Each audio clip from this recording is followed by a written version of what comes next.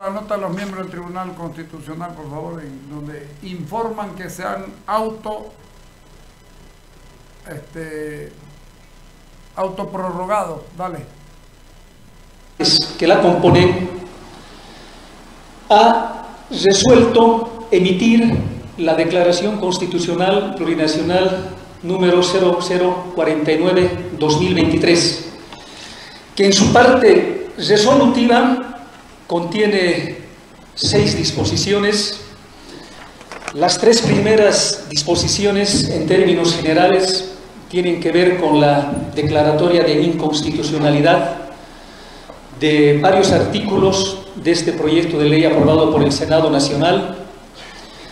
Y en términos claros, para que nos entienda el pueblo boliviano, este tribunal dispone primero respecto a estas 3 disposiciones de la parte resolutiva que no se puede delegar a los funcionarios subalternos la transición a partir del 2 de enero de estas instancias máximas de administración de justicia. Es decir, los funcionarios subalternos no tienen atribución. Quienes están revestidos de las atribuciones y prerrogativas para desarrollar estas funciones son las actuales autoridades tanto del órgano judicial como del Tribunal Constitucional Plurinacional. Por otra parte, también este tribunal dispone que a partir del 2 de enero no se pueden suspender los plazos procesales de todos los expedientes que están en trámite en estos máximos tribunales de justicia. No se puede suspender el servicio de justicia, no se puede suspender el ejercicio de los derechos del pueblo boliviano, entre otros, como el derecho al acceso a la justicia, el derecho al debido proceso. Se le hizo una consulta al Tribunal Constitucional Plurinacional preguntando sobre un proyecto del Senado para hacer una salvedad para evitar que se queden acéfalos las altas cortes. Y el señor que habla, el presidente del Tribunal Supremo de Justicia, del Tribunal Constitucional Plurinacional, habla de celeridad en la justicia, etcétera, etcétera, ¿no? Bueno, se tardó 52 días hábiles. Pese a que el Código Procesal Constitucional dice que tenían 30. Y después nos dice es que nos estamos ampliando el mandato porque no podemos dejar sin justicia. Les manda la ley 30 días y los tipos tiran 52. ¿Por qué? Para evitar que los cambien. Para seguir haciendo. No pueden, dice, no pueden delegar a los subalternos. Es verdad, porque no tienen atribuciones, dice. Y legalmente, por este libro y por estas hojas que ya están engrampadas hasta que alguien decida hacer Tribunal Constitucional como se debe, ahí también dice que no pueden prorrogarse, ni siquiera contempla la posibilidad de que se prorrogue. Y entonces, todo es una farsa, todo es una mentira, pero sigamos escuchándolo. Ah, ya, eso era lo último. Bueno, ponerlo a William Herrera. La autoprórroga es peligrosa porque no cumple la Constitución y es un cheque en blanco para el gobierno. Esta es una acción de gobierno, lo venimos diciendo hace rato y lo confirmamos ahora. Dale.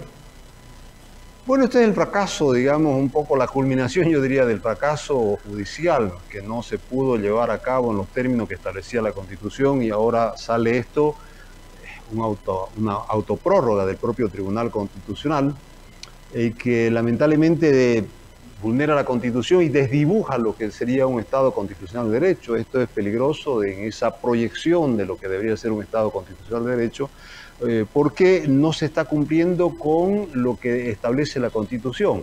La Constitución establece que el 31 de diciembre deben cumplir su mandato y deben cesar en sus funciones las actuales autoridades. No se lo va a hacer eso, no habido elecciones, no hubo la famosa preselección, por lo tanto hemos llegado a este punto crítico, y lo peor es que hablan de una autoprórroga en este caso y no establecen ninguna fecha, ningún límite. Por lo tanto, yo veo ahí una carta blanca, un cheque en blanco para el gobierno, y el gobierno, esto está en sintonía con el gobierno, porque hay que recordar que el gobierno nunca quiso facilitar, nunca tuvo la voluntad, no hizo absolutamente nada por tratar de cumplir en este caso con la Constitución, y menos de la posibilidad de iniciar una reforma, una transformación del Poder Judicial.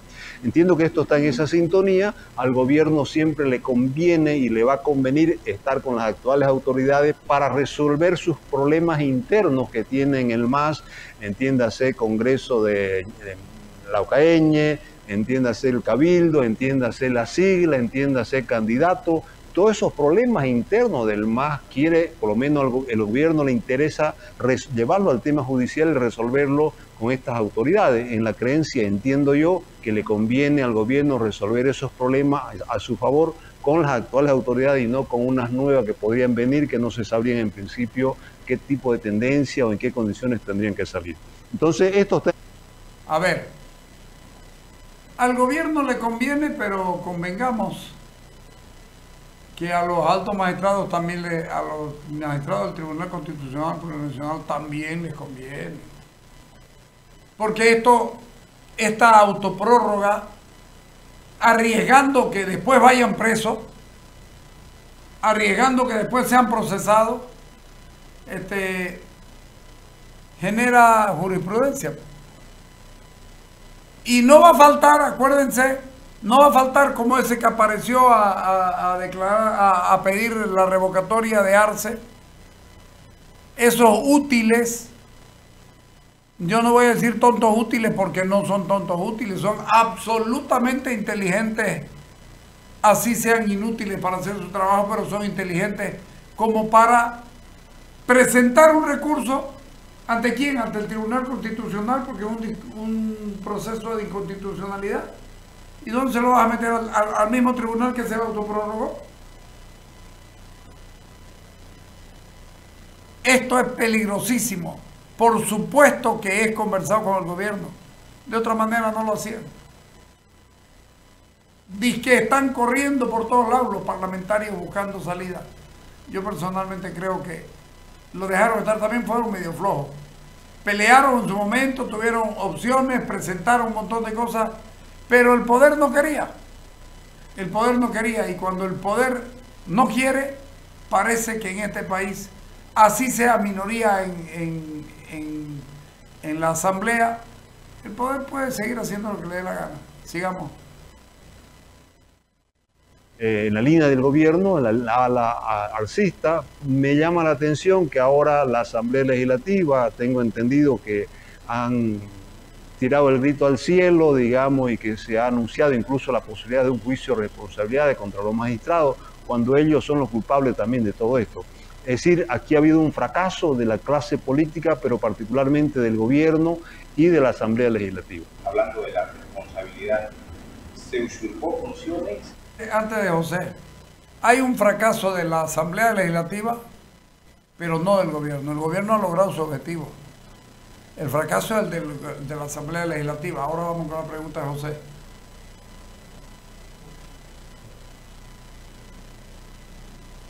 Hablando de la responsabilidad, ¿se usurpó funciones y existió negligencia en el sector político? ¿Lo entendemos así? ¿Qué puede suceder en este caso, tomando en cuenta que también hoy el vicepresidente del Colegio de Abogados ha dicho vamos a iniciar unas acciones legales por incumplimiento de deberes en contra de los legisladores?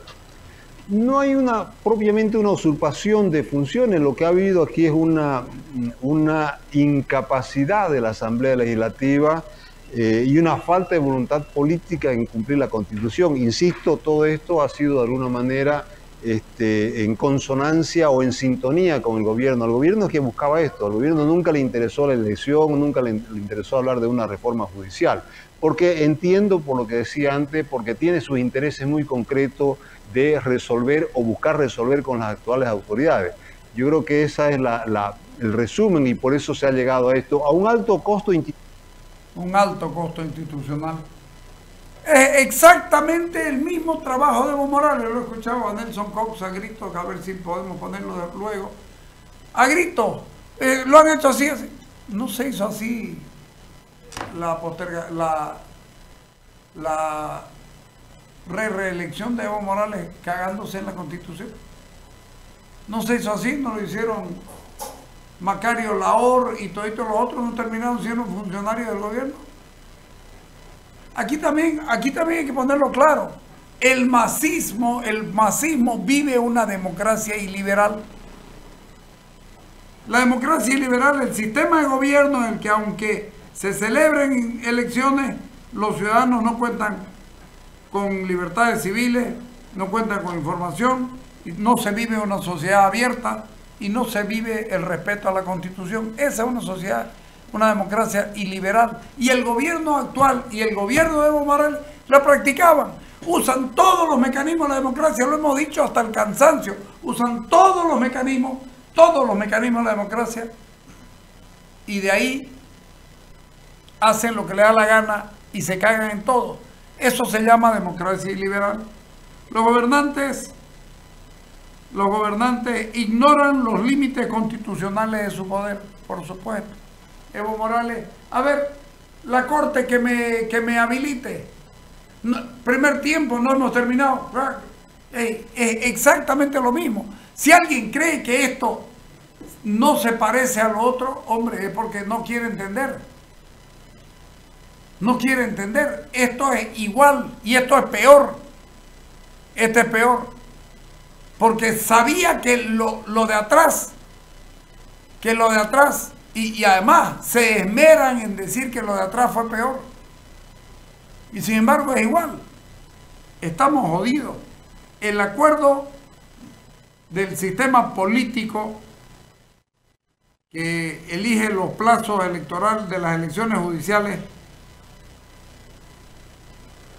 estaba en la Constitución.